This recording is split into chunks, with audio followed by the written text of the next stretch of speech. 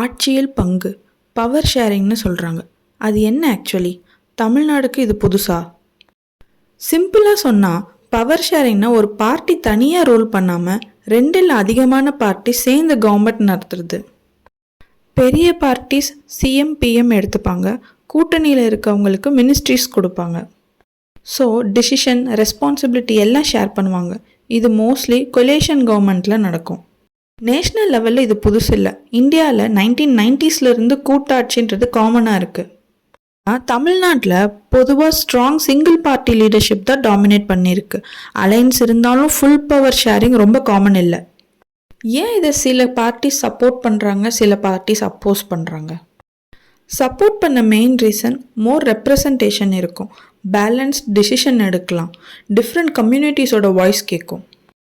இதை அப்போஸ் பண்ண main reason decision slow ஆகும், இன்டர்னல் ஃபைட்ஸ் வரும், ஸ்மால் பார்ட்டிஸ் ப்ரெஷர் போடலாம். ஆன் த ஹோல் பவர் ஷேரிங்ன்றது டெமோக்ரஸிக்கு நல்லது, பட் ஹேண்டில் பண்ண டஃப். உங்களுக்கு என்ன தோணுது? ஸ்ட்ராங் சிங்கிள் பார்ட்டியா இல்லை பவர் ஷேரிங்கா? கமெண்ட்ஸில் சொல்லுங்கள்.